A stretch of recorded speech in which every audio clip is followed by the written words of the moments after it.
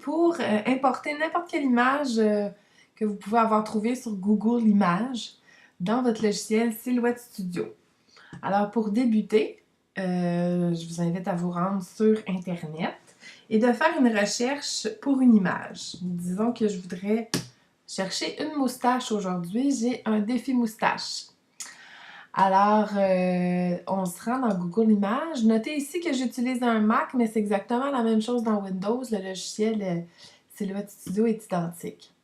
Je vous ferai remarquer que dans Google Images, ici, vous avez une option d'outils d'uniquement choisir le noir et blanc, ce qui vous donne des fichiers de format optimal pour importer et couper dans votre logiciel.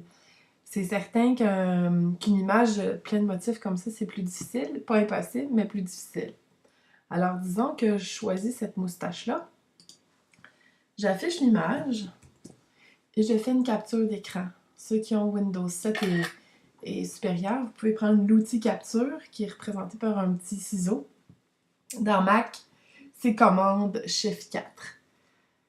Alors, je ferme tout ça, je me dirige dans mon logiciel Silhouette, j'ouvre ou je fais Fichier ouvrir, puis je vais rechercher ma capture d'écran pour amener ma moustache dans mon logiciel. À ce moment-ci, là, tout ce qui se trouve derrière le tapis de coupe et tout, c'est vraiment pas important du tout, on s'en fout. Alors, il faut choisir dans la barre d'outils supérieure droite le petit icône jaune et bleu qui se trouve à être la fenêtre du tracé. C'est cette palette d'outils-là qui va vous permettre de convertir vos images, de les travailler pour avoir un beau rendu.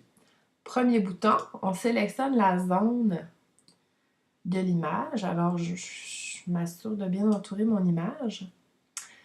Et ensuite, dans Filtre, Passe au, moi, je me casse pas la tête. Je mets toujours un 100. Et la plupart du temps, c'est tout. Ça convient parfaitement. S'il y a d'autres outils plus bas qu'on peut avoir à jouer avec, là, si on a des petits ajustements à faire, mais en général, si on a une belle silhouette noire, ça, c'est suffisant. Ensuite, il faut choisir la méthode de tracé. Parce qu'on pourrait peut-être vouloir tracer un contour extérieur, tout dépendamment du genre d'image qu'on veut réaliser.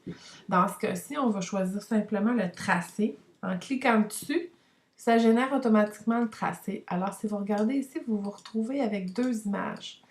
Donc là, c'est sûr que c'est terminé, on n'a plus besoin de notre image de couleur, alors on clique dessus et on peut la supprimer.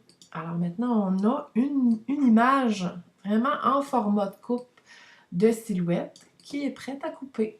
Alors, il vous reste juste à cliquer sur votre petite lame ici, régler vos paramètres de découpe, puis de couper tout ça. Et pour terminer, si vous voulez enregistrer votre moustache, c'est ce que je doute que vous voulez faire, vous cliquez sur Fichier et Enregistrer dans votre bibliothèque. Alors, on va l'appeler moustache.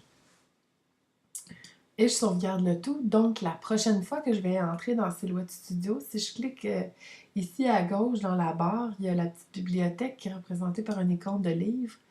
J'ai toutes mes catégories que je me suis créées, mais mes dessins, c'est les plus récents que j'ai créés, que je n'ai pas classés encore. On voit ici que je retrouve ma moustache, que je peux ouvrir de nouveau et couper et rapetisser et grossir maintes et maintes fois. Alors voilà tout pour aujourd'hui. Merci de votre écoute.